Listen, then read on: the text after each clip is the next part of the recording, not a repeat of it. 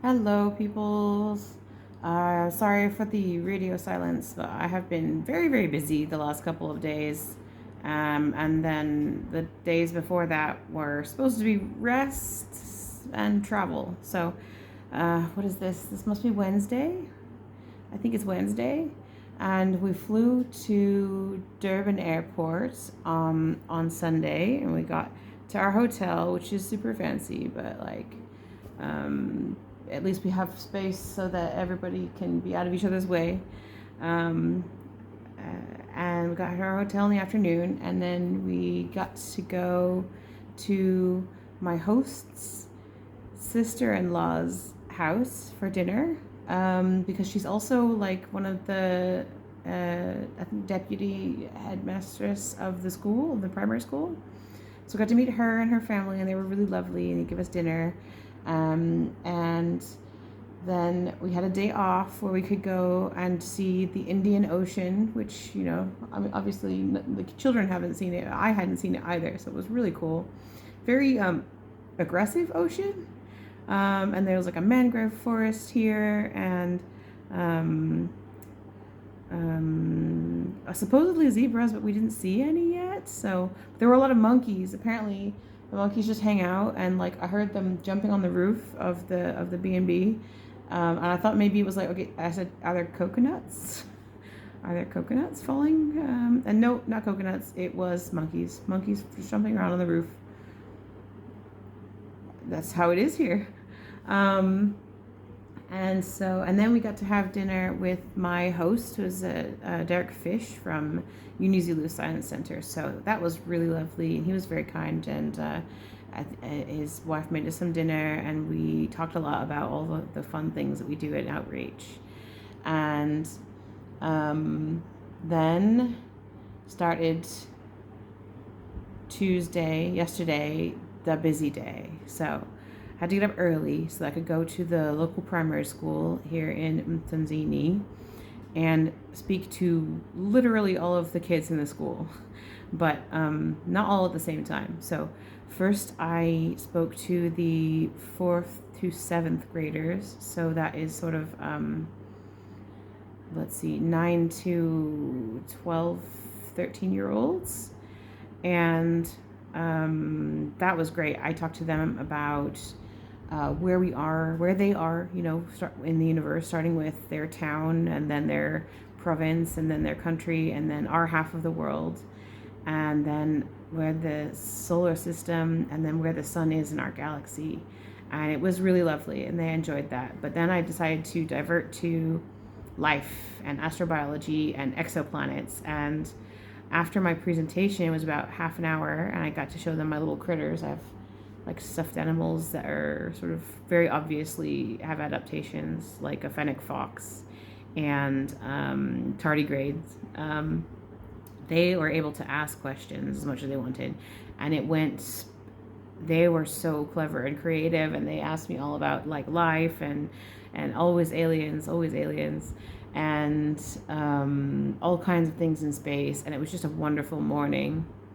And then I got to, one by one, see each of the little kid classes. So this was first, second, and third graders. So they were like 6, 7, 8 years old. And for each of them, I did my solar system lesson. And they ran around and were crazy. And I couldn't do the whole thing because I only had half an hour with each one. So it was very intense, and they were very intense. And I did get after I spoke to the first graders, they all come give me a hug. Well, not all of them, five or six of them though. It was quite a lot. I was like, okay, thank you, you're very nice. I'm glad you had a nice time. And then I got to talk to the 7th graders at the top of the school. And so we talked about light and telescopes. They got to build molecules and talk about telescopes and the Orion stickers activity. And we ran long. We ran to their gym lessons. I'm hoping that they were not in super a lot of trouble, but it was really fun. And so I got to talk to an entire primary school, and I haven't done that since I went to Red and Horn and talked to an entire primary school there, but that was only 30 kids. This was whatever 30 times 7 is. I'm sorry, I'm tired. Like 200 and something kids. Um, and then in the evening, I gave a talk for the adults. So they have what's called the Talk and Dine Club. So I guess they have people who are visiting the university come and talk to them about their science. And then they have dinner afterwards. And so that's what we did. I talked to them about astrochemistry and origin of life and what I'm doing with my research and formamide. And they had lots of really good intuitive questions as well. Although adults generally have less questions, they still had a few, and it was good fun. So I went to bed late, and I had to wake up early again this morning because I went to a little rural primary school where they don't speak English yet. They only speak Zulu. What is it called? Izulu, something like that. And so the teacher was sort of translating for me. So I took my solar system lesson with me, but it was very much less structured than usual. And I got to tell them about the different planets a little bit. And we did some spinning. They were moons and planets. And I showed them my flip books, and they went crazy. They said, "This is magic." The teacher says, "This is magic." I said, "No, it's not magic. It's just paper." But it's amazing. And so hopefully, because the little school was affiliated with Derek's wife, that maybe they can see if they can get some supplies, like the flip books or something like that from the university, which I really hope that they can, because I think they're a really good, non-technical resource, just flip books about the solar system.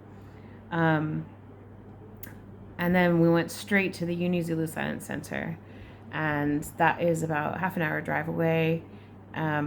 And it's a cute little science center. I love it. It was really good. They had lots of different exhibits, including the inside of a car. So they have bits of a car taken off, and you can see what the locking mechanism looks like. And they have a really beautiful water cycle exhibit, which is like just the water flowing, and you can see the rain, and then back to the puddle, and it all goes around. And lots of fun things to play with. While we were there, they had a sort of annual, I guess, bridge building competition for some high school students. So I went and looked at them weighing how much weight each of these bridges that the kids built could hold. And the winner, this little tiny suspension bridge made of sticks, not tiny, it was I don't know, half a meter long. It could hold 90 kilograms. It's just made out of tiny sticks, and it held 90 kilograms, and they won, and it was amazing, and it was very suspenseful, very beautiful. But also visiting was the sort of a girls in science program, and they were doing a robotics lesson and a science show about physics, and I gave them a talk about sort of like a motivational talk, what's my path and what you can do, and don't give up if you have an idea, you have dreams, and look for people who can help, and admit when you need help, and things like that. And so I think that they liked it. I think because they were grade 7, so they're 12, 13, so they were kind of on the edge of cool. But when we took a photo later, a couple hours later, a bunch of them wanted hugs too, and they all wanted selfies, and we were having fun with that. So I think that it was good for them. And I've just been crazy busy for the last 2 days. And then tomorrow we're driving up north to go to a really rural area where we can talk to some kids from the middle of nowhere in a town called Mtunzini, and I'll have some cool information for you in the future. Bye.